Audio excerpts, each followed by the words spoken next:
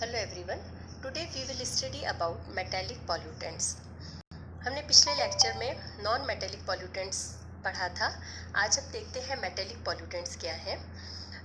Approximately 80 metals हैं periodic table के अंदर, जिसमें से केवल 18 मेटल्स ऐसे हैं जो कि टॉक्सिक हैं। और इनमें से आपके कोर्स के अंदर जो मेटालिक पॉल्यूटेंट्स हैं उनकी फिजियोलॉजिकल मैनिफेस्टेशन, सोर्स क्या है उनका, एनालिसिस एंड कंट्रोल, है ना, ये देखना है। तो सबसे पहले आज हम लेते हैं क्रोमियम का सबसे पहले फिजियोलॉजिकल मैनिफेस्टेशन देखते हैं। इसके अंदर क्रोमियम जो है उसकी वो किस तरह से होता है और उसके कारण से जो पोल्यूशन है, क्या पोल्यूशन होता है और उसके सोर्स क्या है, और अगर वो टॉक्सिक लिमिट में होता है तो उसके कारण से क्या क्या प्रॉब्लम्स हो सकती हैं, ये सारा हम इसके अंदर देखेंगे। So physiological manifestation, human exposure to metals is common due to their wide use in industry and environmental persistence. The heaviest metal exposures occurred in the workplace or in environmental settings in close proximity to industrial sources. Although chromium relative atomic mass is, इसका atomic mass 51.996 gram, it may found in zero state में होगा +2, +3 and +6 forms. Metal chromium 0 is used in steel production, whereas chromium 6 and chromium 3 are used for chrome plating, dyes and pigments, leather tanning, wood preserving. Divalent chromium is a strong reductant. Chromium 6 compounds are more toxic than chromium 3 compounds. Chromium 3 occurs naturally in the environment. The daily intake of chromium from food, air and water is estimated respectively as 60 less than 0.2 to 0.6 and less than 4 microgram. Chromium enters the air, water and soil in the chromium 3 and chromium 6 form through natural processes and human activities. A possible source of chromium exposure to the general public is waste dumps for chromate producing using local air or water pollution. Chromium compounds जैसे chromates, dichromates and chromic acids cause the most significant health problems that are caused by chromium exposure are ये हैं। देखिए, इससे अगर chromium की toxic limit के अंदर chromium होता है तो कौन कौन सी प्रॉब्लम्स होती है। It can cause allergic reactions such as skin rash, nose irritations and nose bleeds, upset stomach and ulcers, respiratory problems such as irritation to the nose, throat and lungs, weakened immune system, kidney and liver damage, alteration of genetic material, lung cancer and death. The physiological effect of chromium exposure is not restricted to these effects only, but also it affects other many physiological parameters including of, इसमें देखिए main इसको हमने short कर दिया है, skin effects, cardiovascular effect, haematological effect, reproductive effect, developmental effect, gastrointestinal effect, ocular effect और neurological effects and so on. यानी आप देखोगे कि हर तरह की प्रॉब्लम्स बॉडी में किसी भी उससे रिलेटेड है, वो सारी प्रॉब्लम्स जो है वो क्रोमियम के कारण से हो सकती हैं। अब हम देखते हैं इसका सोर्स क्या है। Chromium is release to air primarily by combustion process and metal industries. Chromium 3 and chromium 6 are released to the environment primarily from stationary point sources resulting from human activities. Coal and oil combustion contribute of chromium in atmospheric emissions. Chrome plating sources are also contribute of chromium in atmospheric pollution. Electroplating, leather tanning and textile industries release relatively large amount of chromium in surface water. Leaching from topsoil and rocks is the most important natural source of chromium entry into bodies of water. Solid waste from chromate processing facilities, when disposed of improperly in landfills, can be source of contamination for groundwater, where the chromium residence time might be several years.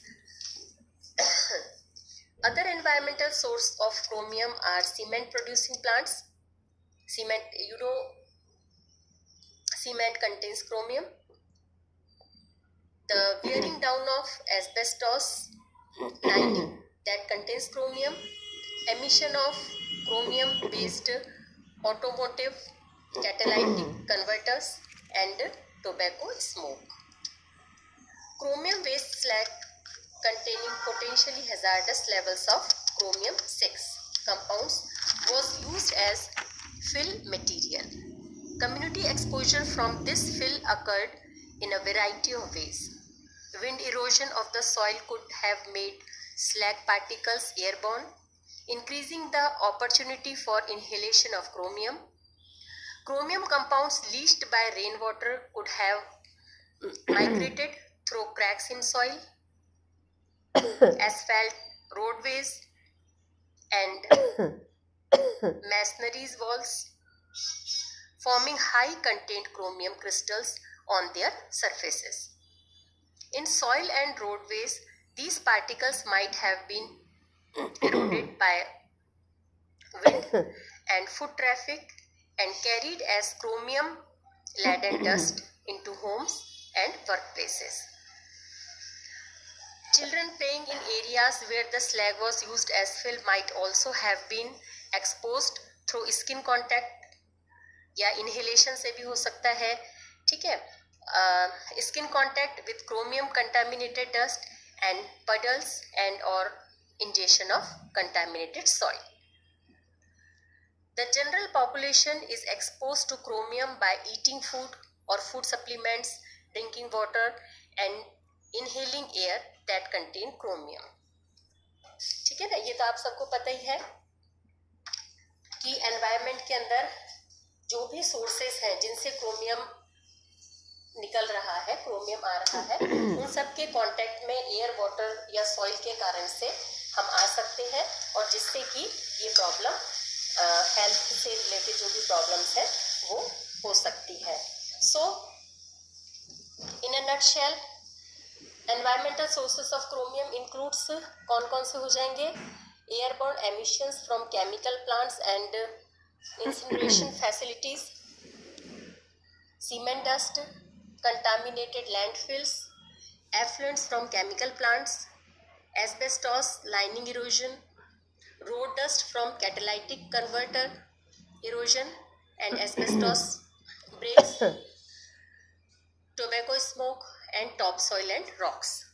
और जो occupational sources है chromium के, उसके अंदर क्या क्या आ जाएंगे? Anti algae agents, antifreeze, cement, chrome alloy production, chrome electroplating, copier servicing, glass making, leather tanning, paints और pigments, photoengraving, porcelain and ceramics manufacturing, production of high fidelity magnetic audio tapes, tattooing, textile manufacturing, welding of alloys और steel and wood preservatives.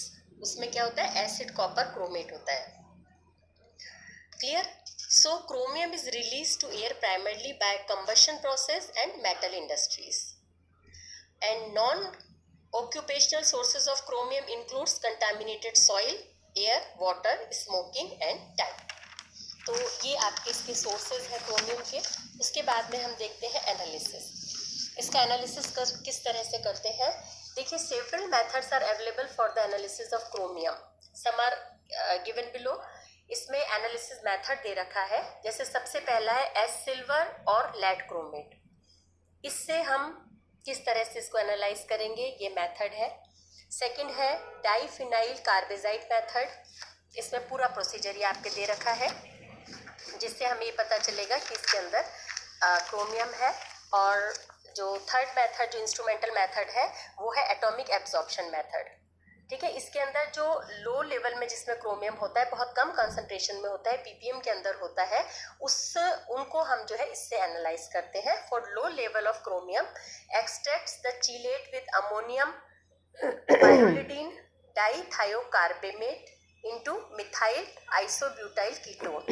This organic extract is directly fed into an air acetylene flame of an atomic absorption spectrophotometer and its absorbance is recorded at 358 nm. Clear?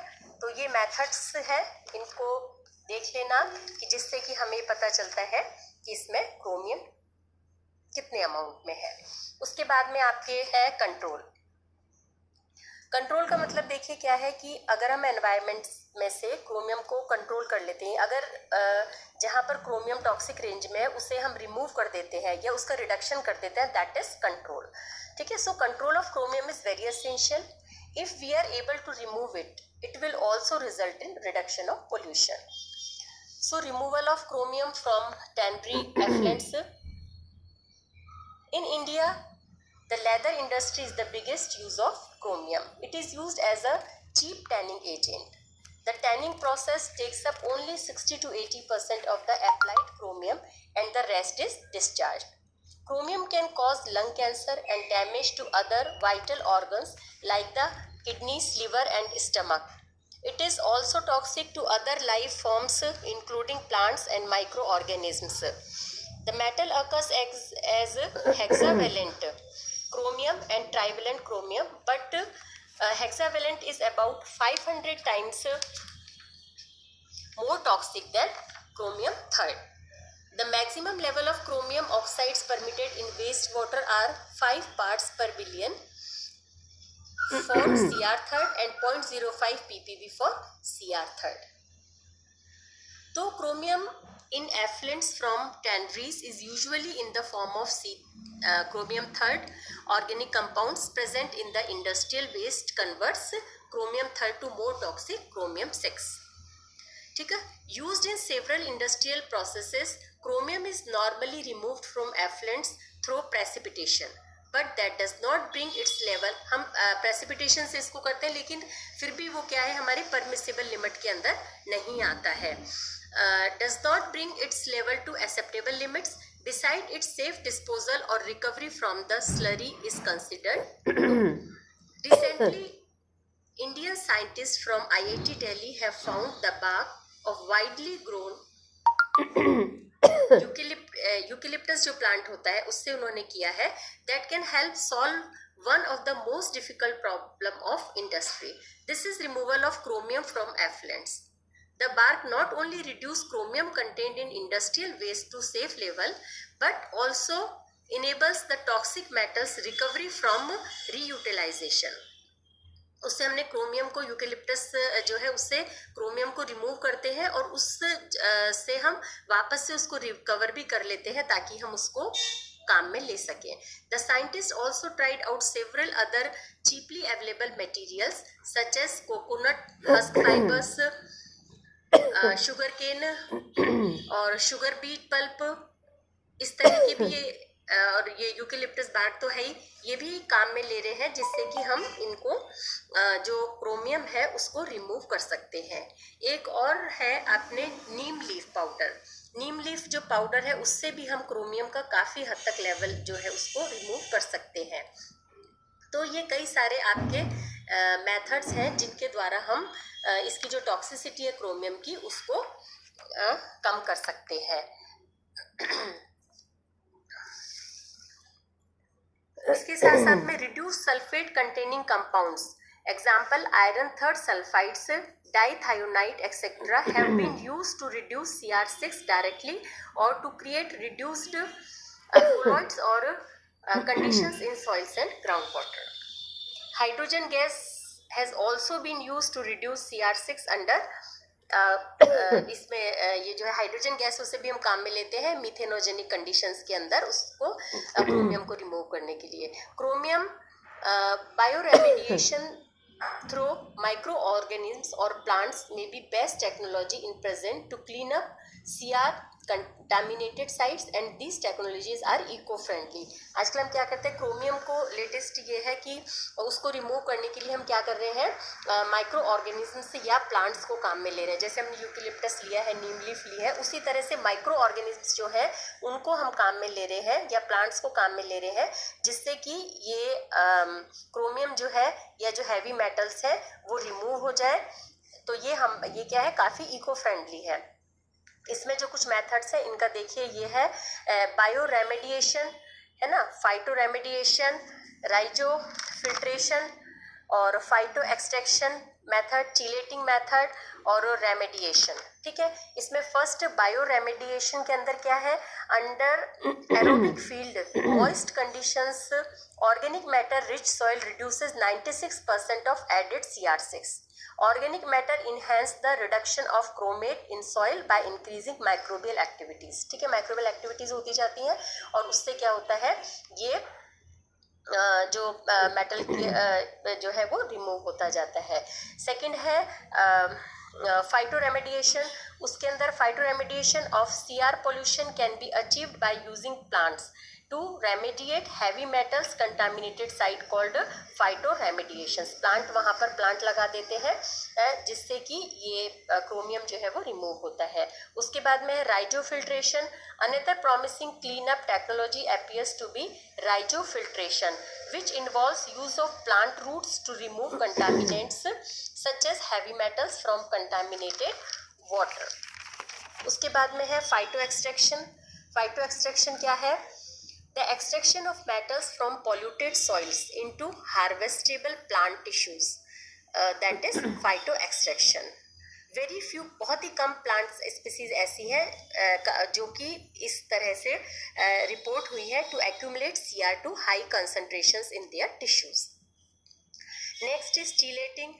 Nutrient culture studies revealed a marked enhancement in uptake and translocation of chelated 51 CR in P.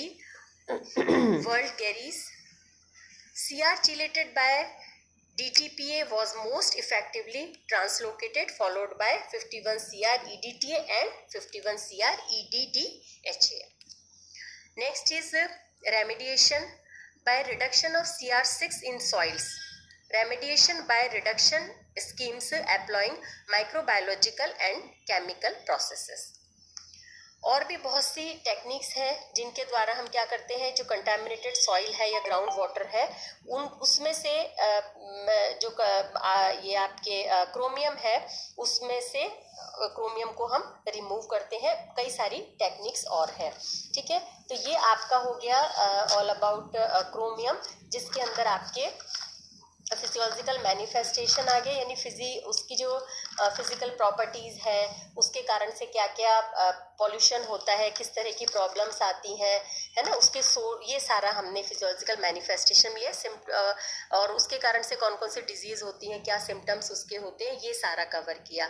ठीक है, source कहाँ कहाँ से वो जो chromium जो है वो उसके सोर्स क्या है, वो कहाँ कहाँ पर मिलता है, कहाँ कहाँ से निकलता है, वो बताया है। उसका एनालिसिस बताया है, जिसमें हमने इंस्ट्रूमेंटल मेथड AAS आ गया है आपके, और उसके टाइट्रेशन मेथड है उसको हमने कवर किया है। और कंट्रोल हम उसको किस तरह से रिमूव कर सकते हैं। कंट्रोल का मतलब यही है कि उसे हम कंट्रोल कैसे करेंगे कि उसको अगर हम if we are able to remove it will also result in reduction of pollution. So और ये कंट्रोल जो है, control of chromium is very essential. So ये हो गया ऑल अबाउट योर क्रोमियम। अब नेक्स्ट जो मेटल्स है वो हम आपको असाइनमेंट में देंगे, और आपको इसी तरह से ये सारे चारों चीज़ें कवर करते हुए होम असाइनमेंट आपको बना करके और मुझे 16 सितंबर तक सबमिट करना है। Clear? Okay, thank you, have a nice day.